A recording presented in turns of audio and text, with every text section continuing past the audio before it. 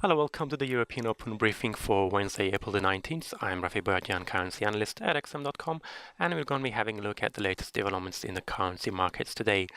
So the main attention is, of course, on sterling following its surge yesterday after the UK Prime Minister called surprise snap election for June the 8th. The euro is also benefiting from the pound surge, which helped the euro move back above the 1.07 level against the US dollar. The dollar itself is actually stuck near 5-month lows against the yen as US Treasury yields continue to drift lower, and the dollar index is back below the 100 level after, given the surge in the pound and the euro. The USD is also struggling today despite bit of a rebound in commodity prices, but let's start now with the pound. We can see here that big surge yesterday. It actually dipped sharply lower once the report started emerging that the UK Prime Minister will make an important announcement. But once she made that announcement calling snap elections on June the 8th, that's less than 2 months away, we saw the pound jump to a 6-month high of 1.2905 against the US dollar, and it's currently trading it's off those highs, so it's currently trading around 1.2820.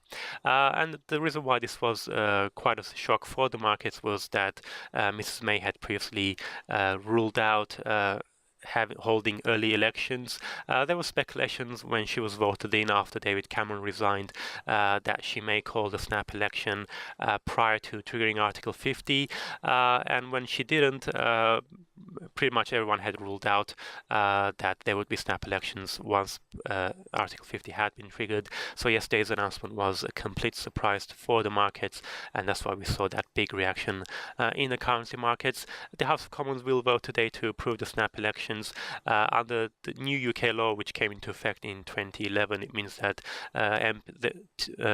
holding snap elections requires the approval of 2/3 of MPs, but she will likely get that approval, given that the Labour Party is also in favour of having a snap election. And the reason why May is doing that is she's hoping that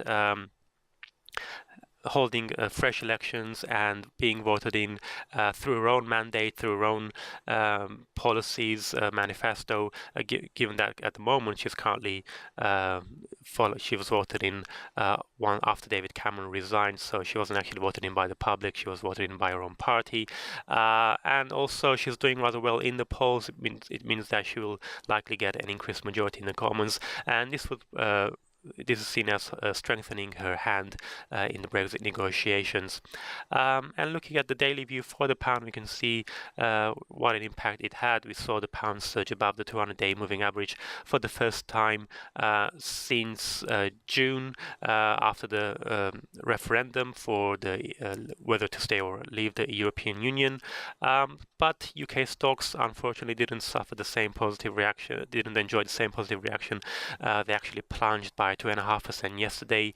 The FTSE 100 is of course dominated by international companies, so a stronger pound is seen as having a negative impact on corporate earnings. And the reason why markets are optimistic, investors are pretty confident that May will increase the majority. The Conservatives are currently ahead in the polls by 20 points against the Labour Party, and also she's facing a bit of rebellion within her own party, both by Conservatives who want her to adopt a soft Brexit, and the hardliners who want to adopt a hard Brexit, and this would likely silence her critics, both within her party and the opposition, and she would be able to follow her own policies, and this is the reason why this is good for the market is because she's now less likely to adopt a hard Brexit approach in the negotiations, as she herself was actually campaigning to stay in the EU before she became Prime Minister. Moving on to the euro, it followed the pound higher. It's back about 1.07 against the US dollar. That's a 3-week high. Although it's unlikely whether or not the euro will hold on to those gains, given that the elections are just days away. The first round is on Sunday, the April 23rd. The latest polls show Macron slightly ahead of Le Pen, and they're a few points ahead of Fillon and Mélenchon. They're not too far behind. Of course, the far left party leader Mélenchon has actually narrowed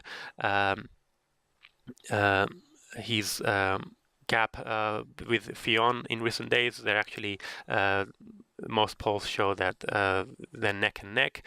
So given the huge number of undecided voters, a surprise on Sunday is possible, although at the moment markets are expecting Macron and Le Pen to pass through to the second round. And also worth mentioning that later today we have the final Eurozone inflation figures being released. Moving to the dollar now, we can see against the yen, we saw a bit of a rebound. The dollar yesterday did come under pressure from a mixed batch of US data as well as the pound's surge.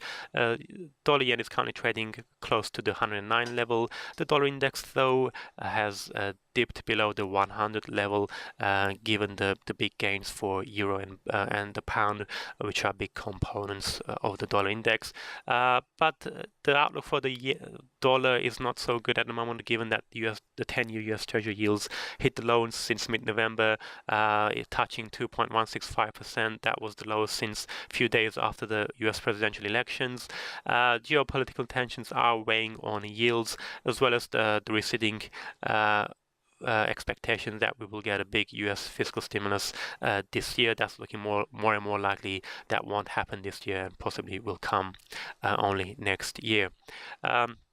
In terms of US data, we had building permits, which were better than expected, but housing starts were much weaker than expected. Industrial output was in line with forecasts, but manufacturing output showed a surprise contraction, which was the first fall in output in 7 months, so that did weigh on the dollar a little bit. Quick look at the Australian dollar and the New Zealand dollar as well. The Aussie, although we're seeing a bit of a rebound in iron ore and metal prices today, the overall sentiment for commodities is bearish, so that's hurting the Aussie. It's currently at a 1-week low of 0.75 against its US counterpart. The big rise in pound Aussie is also hurting the Aussie dollar cross. The New Zealand dollar, though, is doing better because we had a 3.1% rise in dairy prices at yesterday's global auction.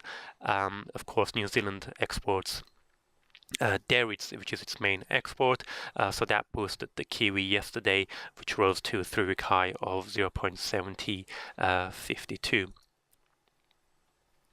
And look now at oil and the Canadian dollar. Oil has actually been drifting lower this week. It's currently, US crude is currently trading around $52.40 an ounce, $40 a barrel. We had the API inventory numbers yesterday, which showed a bigger than expected drawdown in US stocks.